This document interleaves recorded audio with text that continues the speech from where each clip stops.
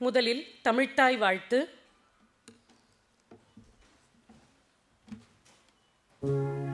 நீராறும் கடலுடுத்த நிலமடந்தை கெழிலொழுகும் சீராறும் வதனமென திகழ்வரத கண்டமிது தெக்கணமும் அதிசிறந்த திராவிடனல் திருநாடும் தக்க சிறு பிறை நுதலும் தரித்தனரும் திலகமுமே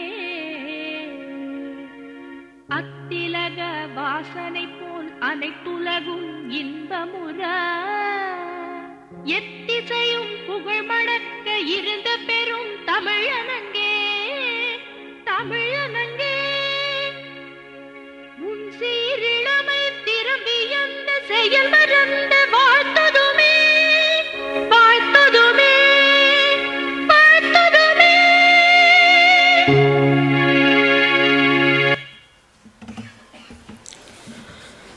தமிழ்மொழி, கலாச்சாரம், பண்பாடு, கலைகள், இசை, தொன்மையும் செம்மையும் வாய்ந்த பாரம்பரியம் என தமிழர் பண்பாட்டை போற்றுவதிலும் வளர்ப்பதிலும் பாதுகாப்பதிலும் தில்லி தமிழ்ச்சங்கம் 78 ஆண்டுகளாக சிறப்பாக செயல்பட்டு வருகிறது.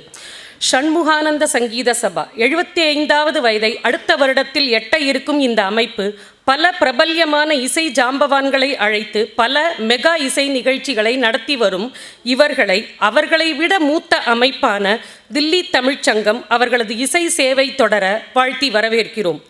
உலகம் யாவையும் தாமுளவாக்கலும் நிலை பெறுத்தலும் நீக்கலும் நீங்களா அழகு இலா விளையாட்டுடையார் அவர் தலைவர் அன்னவர் கே சரண் நாங்களே. கம்பனின் கடவுள் வாழ்த்துடன் தில்லி தமிழ்ச்சங்கமும் ஷண்முகானந்த சங்கீத சபா மற்றும் தினமலர் நாளிதழின் பங்களிப்போடு இணைந்து வழங்கும் இன்றைய இனிமையான மாலை பொழுதின் நிகழ்ச்சியில் சிந்துகவி சேதுராமலிங்கம் அவர்களின் காலத்தை வென்ற கம்பனின் காப்பியம், டாக்டர் பிரியா ராமச்சந்திரன் அவர்களின் கம்பனின் கவி அமுதம், கலைமாமணி சிக்கில் குருச்சரன் அவர்களின் கம்பனின் இசை அமுதம் நிகழ்ச்சிக்கு சிறப்பு விருந்தினராக வந்திருக்கும் நீதி அரசர் திரு MM சுந்தரேஷ், உச்சநீதிமன்றம் புதுதில்லி அவர்களையும் அவரது துணைவியாரையும் தில்லி தமிழ்ச்சங்கம் ஷண்முகானந்த சங்கீத சபா தினமலர் சார்பில் வருக வருக என்று வரவேற்கிறோம்.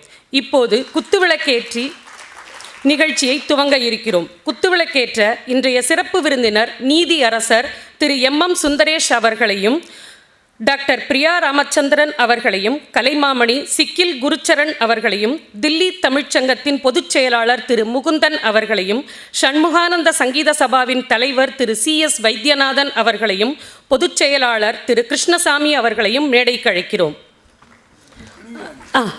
சுந்தரேஷ் அவர்களின் துணைவியார் அவர்களையும் மேடைக்கு அழைக்கிறோம்.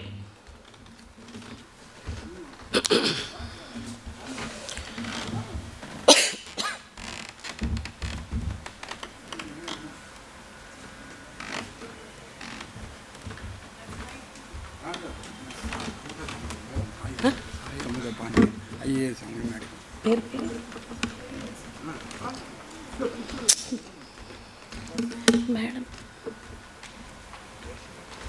பேர் அவர் என்னமா சொல்லிட்டு ஐம் சாரி பேர் புரியவே.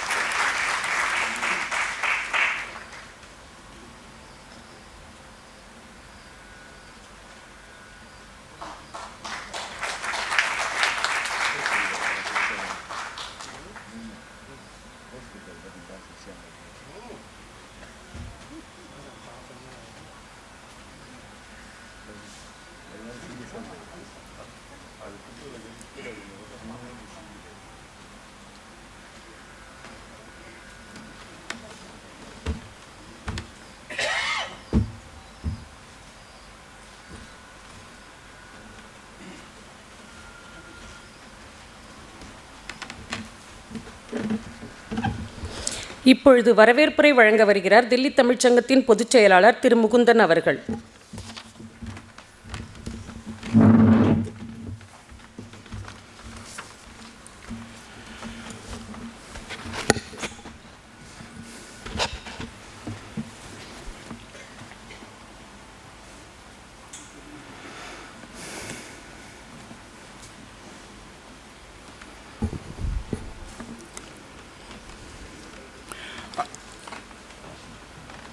அனைவருக்கும் மாலை வணக்கம்.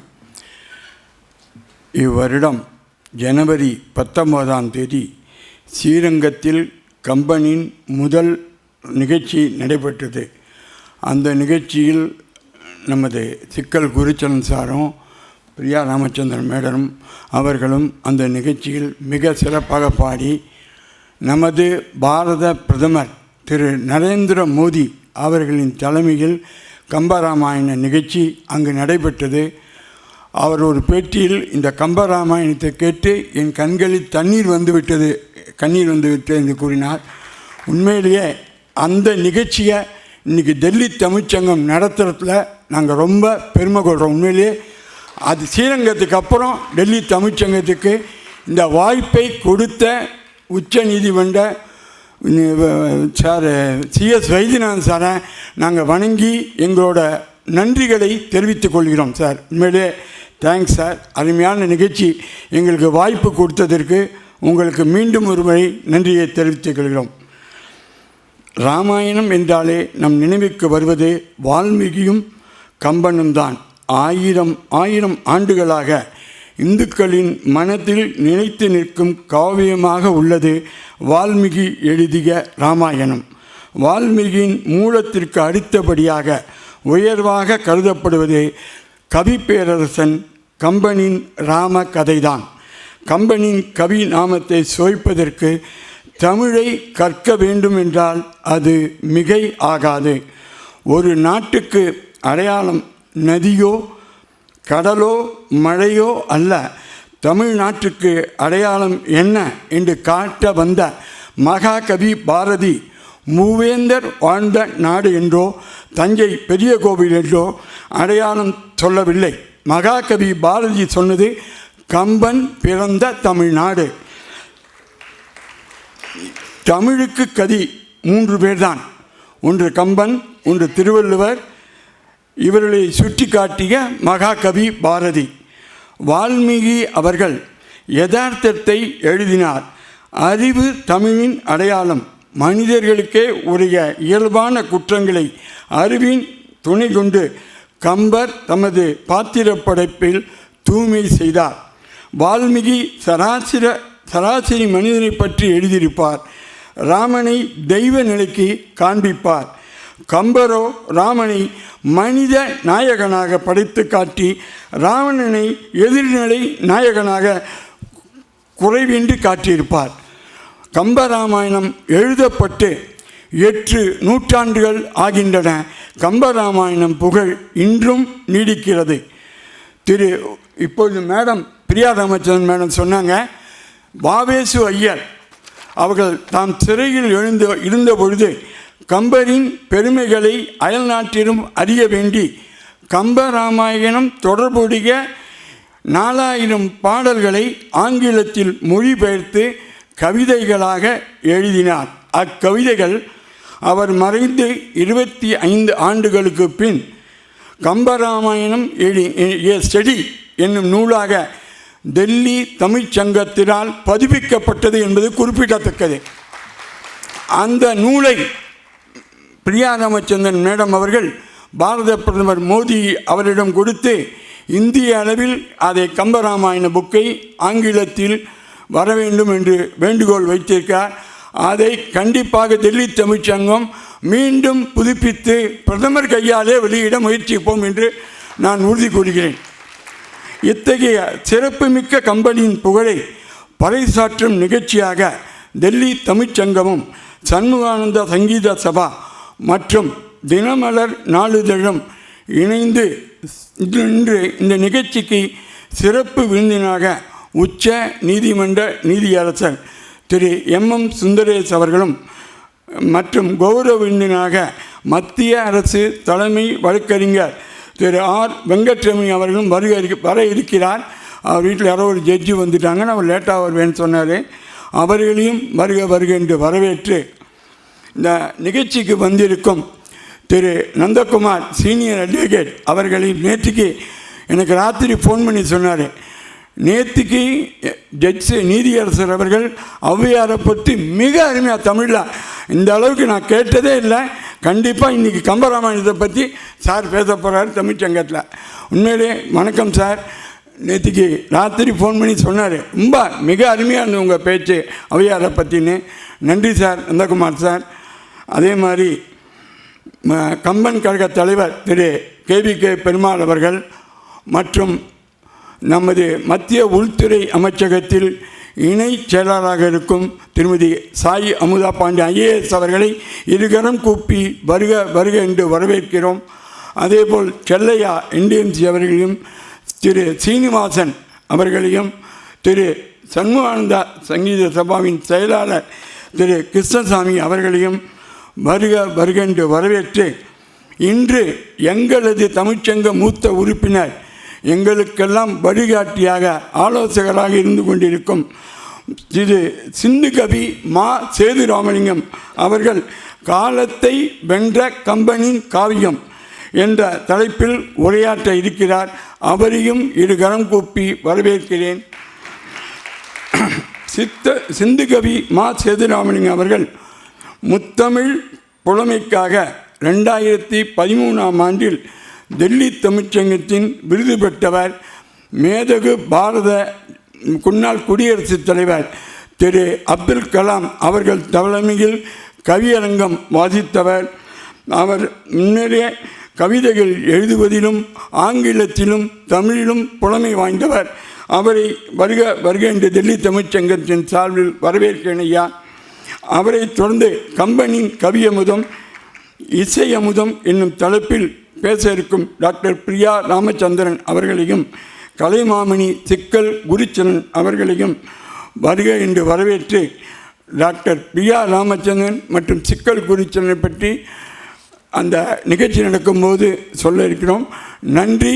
மீண்டும் ஒருமுறை உங்கள் அனைவரையும் வருக என்று வரவேற்று இந்த அருமையான நிகழ்ச்சியை இங்கு நடத்துவதற்கு எங்களுக்கு உதவிய சண்முகானந்த சங்கீத சபாவிற்கு நன்றியை தெரிவித்துக் கொள்கிறேன். நன்றி, வணக்கம். விஸ்வநாமலிங்க சார்.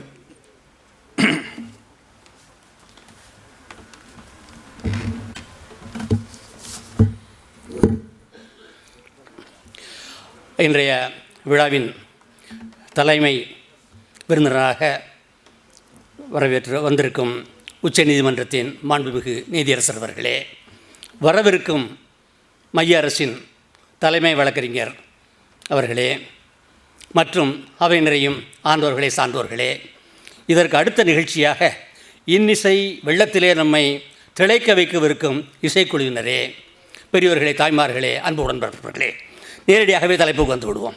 நண்பர்களே, கம்பராமாயணத்தினுடைய சிறப்புகள் என்று சொல்ல வேண்டுமென்றால் ஏராளமாக சொல்லிக்கொண்டே இருக்கலாம்.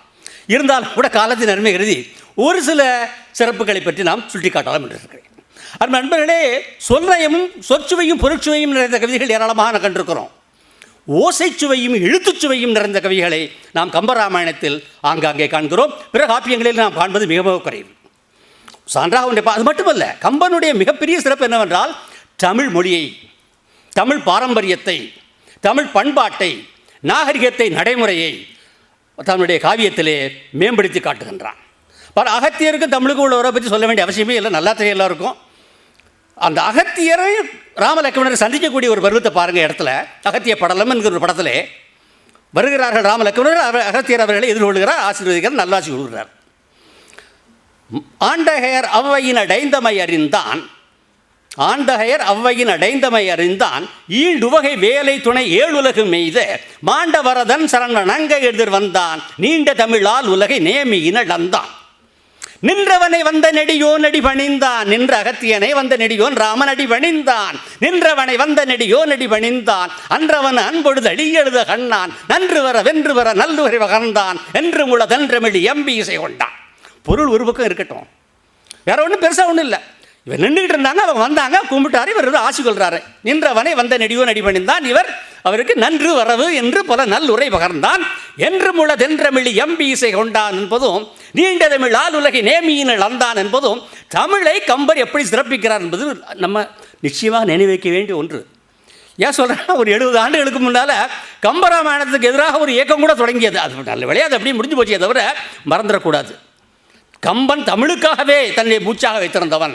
தமிழ்நாட்டை கடைசி காட்சி வரைக்கும் மிதிலாபுரியில் பார்க்கும்போது அவருக்கு என்ன தெரியுது, காவிரி கரை மிதிலையே வர்ணிக்கிறார். ராமலட்சுமணன் போகும்போது மிதிலையை வர்ணிக்கிறார்.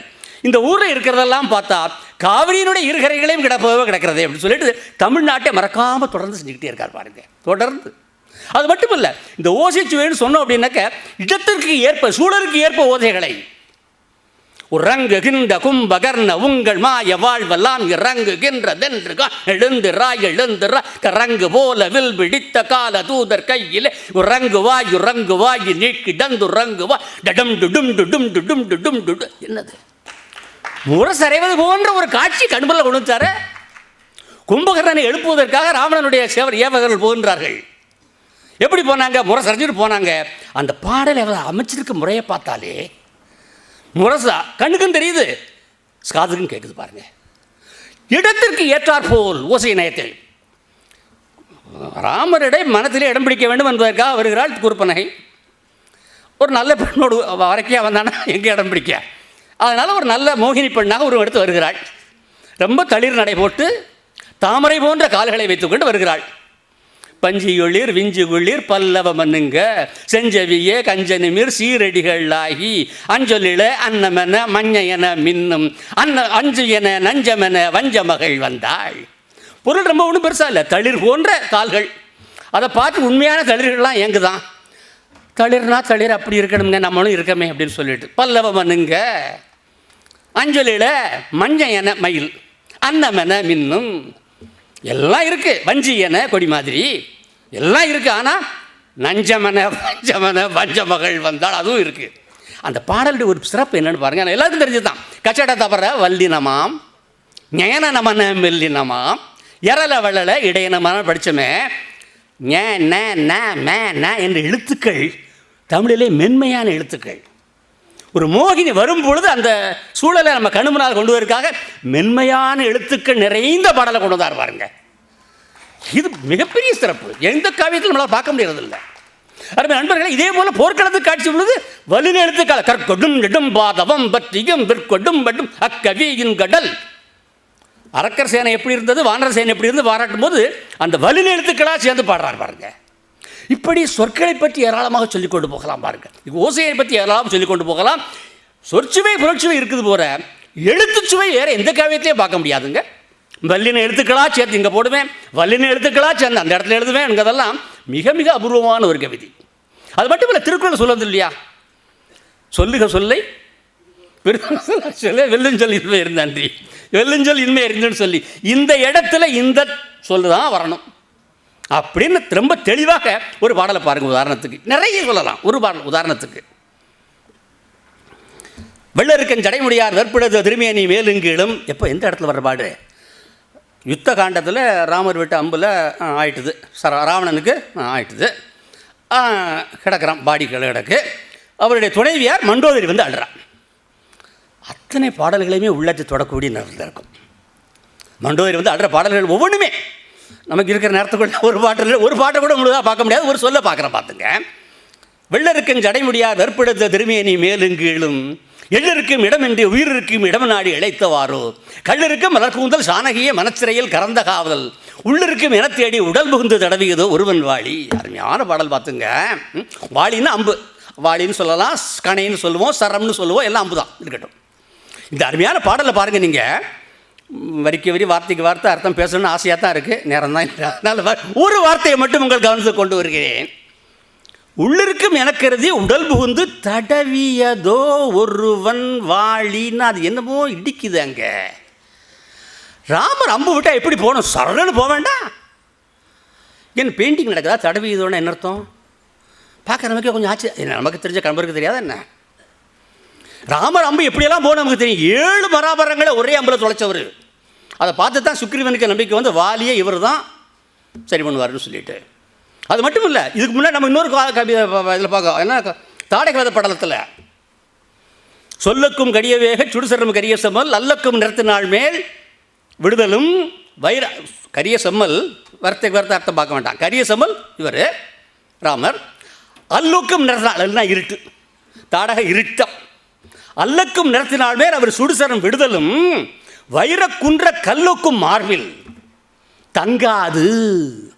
அந்த மார்பில் விட்டு அம்பு அந்த மார்பில் தங்காது அப்புறம் கலன்று போய் பின்னால் போயிட்டு அப்படி அம்பு விட்ட ராமர். அப்புறம் இப்போ என்னங்க வம்பு வந்து தடவிக்கிட்டு இருக்குங்கிறாங்களே, என்ன ஆட்சி நடுவில்? அருமை நண்பர்களே, பிணை கைதிகளை மீட்க செல்லுகிறவர்கள் பீரங்கி தாக்குதல் நடத்தக்கூடாது. அதுக்கு வேறு உத்திகள் உண்டு. Storming, sharp shooting, search, sanitization, வேறு மாதிரி போனோம். இதுக்கு முந்தைய வரையை சற்று பாருங்கள். இந்த அம்பு தடவியதுன்னு சொன்னதுக்கு முந்தின வரையில் என்ன இருக்குது? கள்ளிருக்கும் மலர்கூந்தல் சானகிய மனச்சிறையில் கறந்த காதல் உள்ளிருக்கும் எனக்கருதி உடல் புகுந்து தடவியதோ ஒருவன் வாழி. உள்ள யார் இருக்கா? எங்கள் பிராட்டியாரில் இருக்காங்க. அங்கே போகிற அம்புக்கு தெரியும் இந்த மாதிரி இங்கே செயல்பட வேண்டும் என்று தெரியும் என்கிற அளவில் அந்த தடவியதோங்கிற ஒரு சொல்லை எவ்வளவு பொருத்தமாக பயன்படுத்தியிருக்காங்க பாருங்கள். அதோட இன்னொரு விஷயம் ஞாபகத்துக்கு வருது பாருங்க. அது என்னங்க பிராட்டியார் இவன் மனதில் இதேமா இது கள்ளிருக்கு மலர் கூந்தல் சாணகிய மனச்சிறைன்னு இந்த சிறைப்பட்ட வில்லங்க என்னங்க அதுன்னு பார்த்தா இதுக்கு ஒரு 3000 பாடலுக்கு முன்னால் ஒரு பாட்டில் சொல்லியிருக்காரு. சூர்பனகை வந்து பிராட்டியார் அவர் ரொம்ப வர்ணித்து சொல்கிறான். அண்ணே அழகுன்னா அழகு, அப்படி ஒரு அழகு அப்படின்னு சொல்லிட்டு அவள் சொல்ல வயலின் சாயல் உடைய பிராட்டியாரை நீண்ட எயிலுடை இலங்கைநாதன் இதயமாம் சிறையில் வைத்தான். அவன் சொன்ன உடனே இதயமாம் சிறையில் எடுத்து வச்சுக்கிட்டான். அசோகவனத்து சிறையிலிருந்து மீட்டிங்களே, ராவணனுடைய இதய சிறத்திலிருந்து மீட்டிங்களான்னு யாரும் கேள்வி கேட்டப்படாது பாருங்க. அதுக்காக இத்தனை கவிதை கழிச்சு இதய சிறையிலிருந்தும் மீட்டு விட்டோம் அப்படின்னு காட்டுறதுக்காகத்தான் கள்ளிருக்கும் மலர்கூந்தல் சானகிய மனச்சிறையில் கறந்த காதல் உள்ளிருக்கும் எனக்கருதி உடல் புகுந்து தடவியதோ ஒருவன் வாழைன்னு சொல்லி அங்கே போட்ட முடிச்ச இங்கே அவுத்து விட்டார் பார்த்துங்க. அருமை நண்பர்களே, 10,500 பாடல்கள். முன்னுக்கு இப்போ முரணாக எதுவும் வந்துடக்கூடாது. இப்போ நம்மளை மாதிரி கூகுள் சர்ச் போட்டு பார்க்க முடியாது. அந்த காலத்தில் ஏட்டில் எழுதி வச்ச பாடல்கள் பாருங்கள். இத்தனை பாடல்களிலே முன்னுக்கு பின் முரணாக வரக்கூடாதுன்னு ஒரு பக்கம் இருக்கட்டும், பழைய செய்தியை இவர் எப்படி தொடர்பு படுத்துகிறார், அதை எப்படி மெருகூட்டுகிறார், அதை எப்படி மேலும் மினுமினுப்பாக்குகிறார் அப்படிங்கெல்லாம் பார்த்தோன்னா உண்மையில் வியந்து போகிறோம், அசந்து போகிறோம். அருமை நண்பர்களே, பரதனும் ராமனும் ஒப்பிடப்படக்கூடிய இடங்கள் 4. எப்போ பாருங்க, முதல்ல குலமுறை கிளத்து படலம். எங்கள் மிதிலாபுரிக்கு ராமலக்கணர் இவர் தான் விஸ்வாமித்திரர் தான் கூட்டு போனார். அங்கே போய் எங்கள் சம்பந்தம் காட்டுற இடம் ஞாபகம் இருக்கு இல்லையா? மிதில தான் சம்பந்தம் காட்டுறோம். அப்போ அந்த வழி வாய்க்காலெல்லாம் பேசுவோம் இல்லையா? இவங்க குடும்பம் எப்படியெல்லாம் பேசுகிறோம் இல்லையா?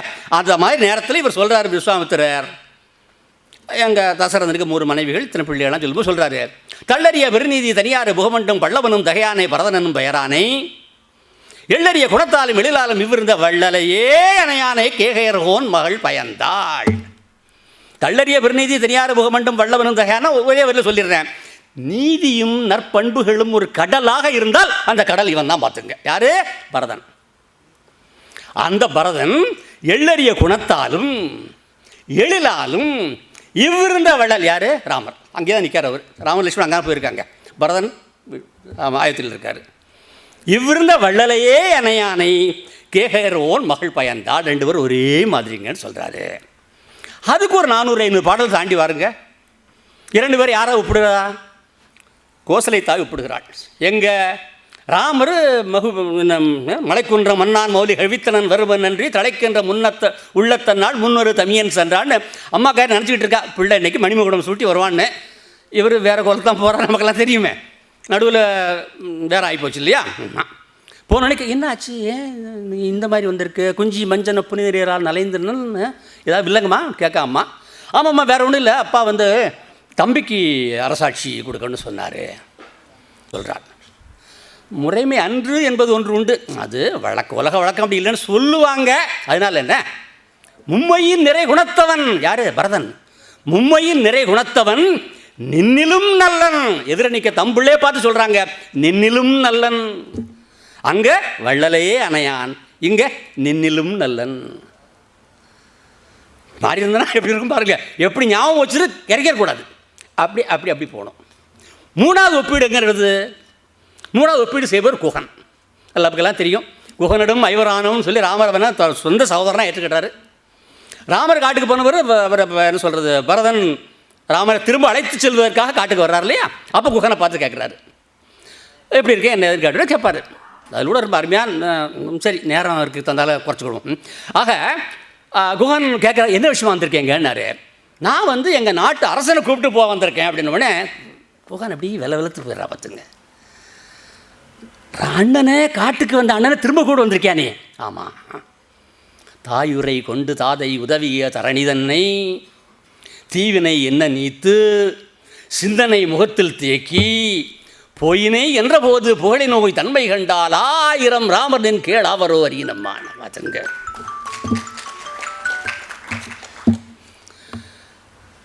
அம்மா வரங்கேட்டு அப்பா கொடுத்த நாடு ஆட்சி, அதை பாவம் தீவினைன்னு சொல்லி அதை விட்டுட்டு அண்ணனை கூட்டு போடுவேன்னு சொல்லிட்டு வந்திருக்க பாரு. உன்னை பார்த்தா 1000 ராமர் நின் கேள் அவரோ, உனக்கு நிகராக மாட்டாங்களாப்பா, எனக்கு அது கூட புரியலையே அப்படிங்கிறான். பார்த்துங்க,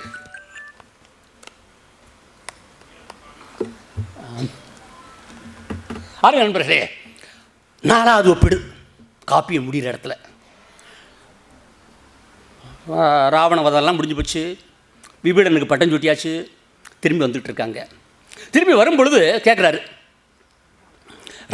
பரதன் ஏற்கனவே சொல்லிட்டாரு, அண்ணே 14 வருடம் முடிஞ்ச மறுநாள் நீங்கள் இங்கே இருக்கணும். வந்துடுவோம்ப்பா. நீங்கள் இங்கே இருக்கலை, நான் இருக்க மாட்டேன். இல்லைப்பா நான் வந்துடுவேன் கண்டிப்பாக. நான் உயிரோடு இருக்க மாட்டேன்னு சொல்லிட்டேன். 14 நாள் முடிஞ்ச மறுநாள் நீங்கள் எல்லாம் நான் இருக்க மாட்டேன்னு சொல்லிட்டேன். அதே மாதிரி 14 வருஷம் முடிஞ்ச மறுநாள் ராமர் வரவில்லை, தாமதமாயிட்டுது.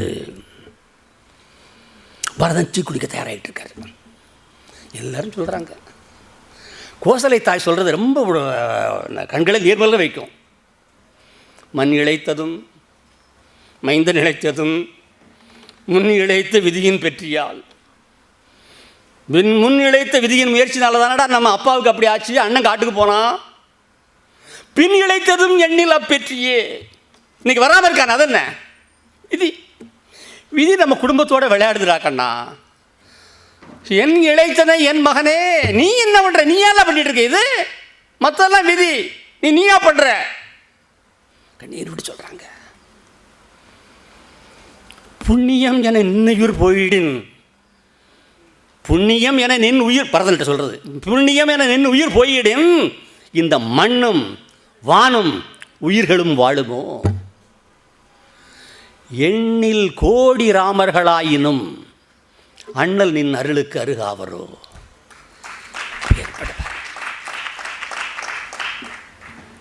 வள்ளலையே அணையான் நின்னிலும் நல்லன் 1000 ராமர் நின் கேளாவரோ வருகினம்மா. எண்ணில் ஓடி ராமர்களாயினும் அண்ணல் நின் அருளுக்கு அருகாவரோ. பக்கத்தில் வர முடியாதப்பா. இப்படி எல்லாவா காப்பியம் படைச்சிருக்கான் பாருங்க. 10,500 பாடல்களில் இன்னும் ஒரு செய்தி மட்டும் சொல்லி முடிக்கிறேன். தெரியுது எனக்கு, சீக்கிரத்தில் முடிச்சுக்கிறேன். ஒரே ஒரு செய்தி தான் பார்த்துங்க. பாத்திர படைப்பு என்று பார்த்தோம் என்றால் கம்பன் அந்த பாத்திர படைப்பில் காட்டக்கூடிய சிரத்தை, அதுவும் குறிப்பாக மகளிர் பாத்திரத்தில் அவன் காட்டக்கூடிய அக்கறை. வால்மீகி எழுதியிருக்கார் அகலியை பற்றி, கம்பர் எழுதியிருக்காரு. வால்மீகி சித்தரிக்கும் அகலியை வணக்கத்துக்குரியவள் அல்ல. அதுக்கு மேலே நான் எதுவும் சொல்ல மாட்டேன், அவ்வளோதான். ஆனால் கம்பர் சித்தரித்துக்கும் அகலியை ராமனே சொல்வார், போதினி அன்னை. அகலியை பற்றி ஒரு விஸ்வாமித்திரன் முழு கதையை கேட்டவனே சொல்வார், போதினி அன்னை என்ற தாயே, போயிட்டு வாங்க நீங்கள் சொல்லிட்டு. ராமனால் மதிக்கப்படணும், அப்புறம் நம்மளாம் எப்படி மதிப்போம் அகலியை? தாரை, ஐயோ அதை ஏன் கேட்குறீங்க? குறித்த நேரத்தில் சிக்ரீவை பிராட்டியாரை தேடுவதற்கான உதவி செய்ய வரல அவன். அப்போ பயங்கர கோபத்தில் இளைய பெருமாள் போகிறாரு. போகும்பொழுது அங்கே அவர் எதை பார்த்து வால்மீகி ராமாயணத்தின்படி எதை பார்த்து அவர் மனசு மாறிச்சுங்கிறத பற்றி பேச முடியாது என்னால் இங்கே. ஆனால் கம்ப ராமாயணத்தை எப்படி சொல்கிறாரு? இவர் போகும்போது அனுமன் ஒரு அருமையான ஐடியா பண்ணார். இப்போ முதல்ல பொம்பளைகளாக முன்னால் விடுனார். போகிறோம் பொம்பளைகளாக வர்றாங்கன்னா பொம்பளைங்க முன்னால் கோவத்தை காட்ட மாட்டோங்க. அதான் நம்ம பண்பு. அதான் தவணை அங்கே கம்பன் அதை மேற்படுத்தி காட்டுறான் பாருங்கள்.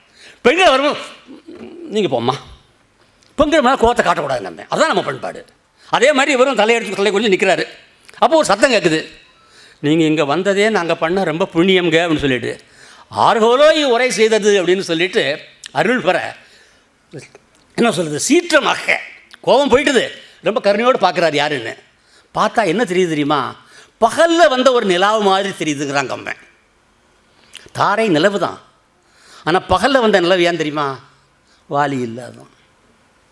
அதை பார்த்த உடனே இளையபெருமான் நினைவு அயோத்திக்கு போகுது. தாயரை நினைந்து நைந்தனன். நம்ம அம்மா மாதிரி இப்படித்தான் இருப்பாங்க போவாங்க. அப்புறம் அப்படி மாறிட்டு வந்த கோபத்துக்கும் தாரை எதில் பார்த்ததுக்கும் வணக்கத்துக்குரிய பாத்திரமாக, மரியாதைக்குரிய பாத்திரமாக அங்கே ஒரு ராஜமாதா என்ற நிலையிலே தாரையை காட்டுகிறார் கம்பர். வான்மீகி காட்டுறது எப்படிங்கிறது வேற விட்டுருக்காது அப்படின்னு. அருமை நண்பர்களே, ஒரே ஒரு செய்தியோடு இருக்கிறேன். ஒன்று இது சொல்ல வாய்ப்பு இருக்குது. ஆமாம், அப்போ கைகை தானே ஒரு எதிர்மறை பாத்திரம், இந்த எல்லா பிரச்சனைகளுக்கெல்லாம் காரணம்னு சொல்லுவீங்க. அருமை நண்பர்களே, மேம்போக்காக அப்படி எல்லோரும் ஒத்துக்கொண்டாலும் கூட ஒரு செய்தியை உங்களிடம் பகிர்ந்து கொள்ள விரும்புகின்றேன். பழி ஏற்றவளும் பழி தீர்த்தவளும் அப்படின்னு சொல்லி ஒரு உரை எங்கே யாழ்ப்பாணத்தில் 1957 ஏப்ரல் மாதம் கடைசி வாரத்தில் தான், ஒருவேளை இந்த தேதியாக கூட இருக்கலாம், எனக்கு தெரியாது. 1957 இங்கேருந்து போகிற ஒரு தமிழறிஞர் தான் அந்த உரை நிகழ்த்தியவர். அந்த உரையை ஒரு கட்டுரை வடிவத்தில் எழுதி ஒரு புத்தகமாக போட்டிருக்காரு பாருங்கள். முடிஞ்சால் பாருங்கள், மணிபல்லவம் என்கிற நூலுடைய பெயர். 4 கட்டுரைகள், இது ஒரு கட்டுரை, அவ்வளோதான்.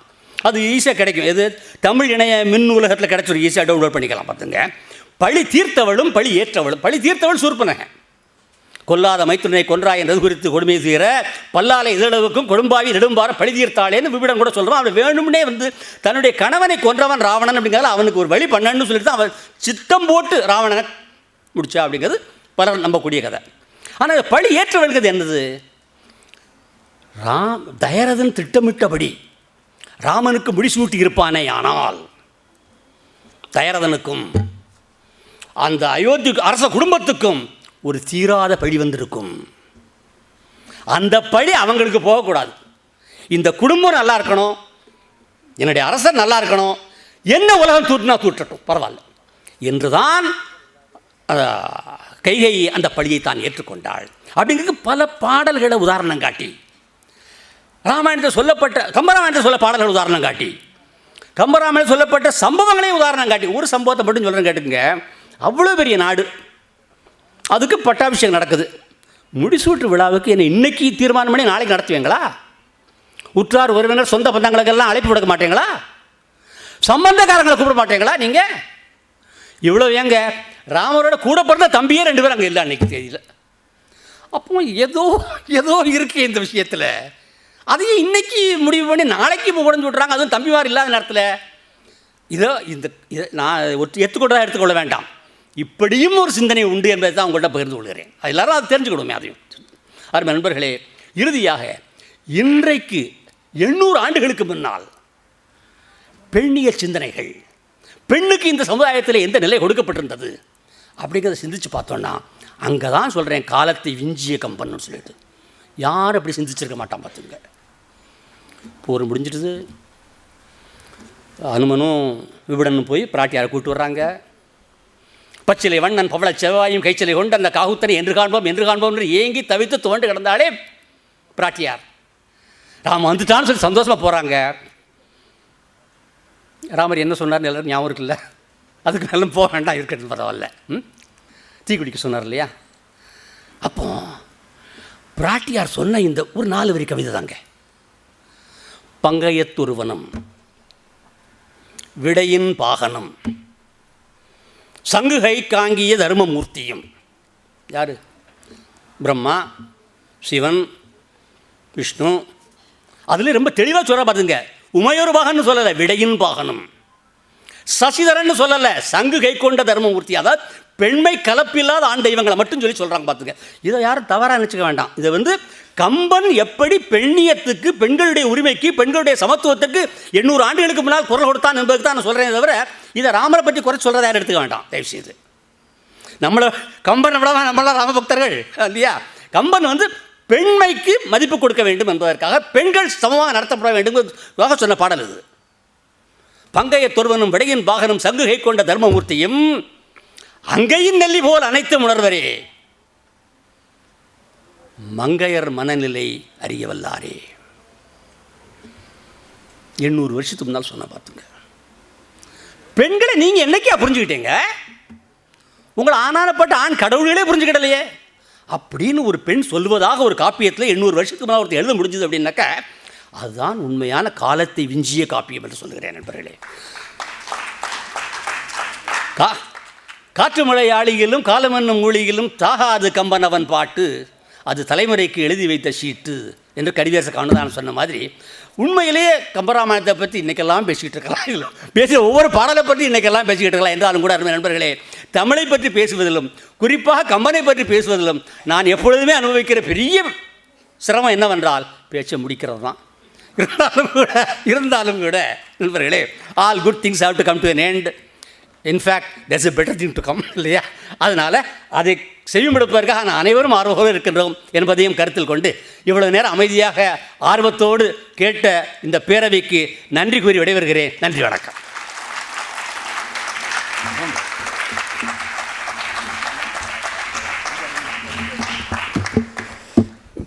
மிக அருமையான விளக்கம். ஐயாவிற்காக தனி மேடை அமைக்க வேண்டும் என்று நினைக்கிறேன். இப்பொழுது சிந்துகவி சேதுராமலிங்கம் ஐயா அவர்களை சண்முகானந்த சங்கீத சபாவின் தலைவர் திரு CS வைத்தியநாதன் அவர்களும் தில்லி தமிழ்ச்சங்கத்தின் செயலாளர் திரு முகுந்தன் அவர்களும் கௌரவிக்கின்றனர்.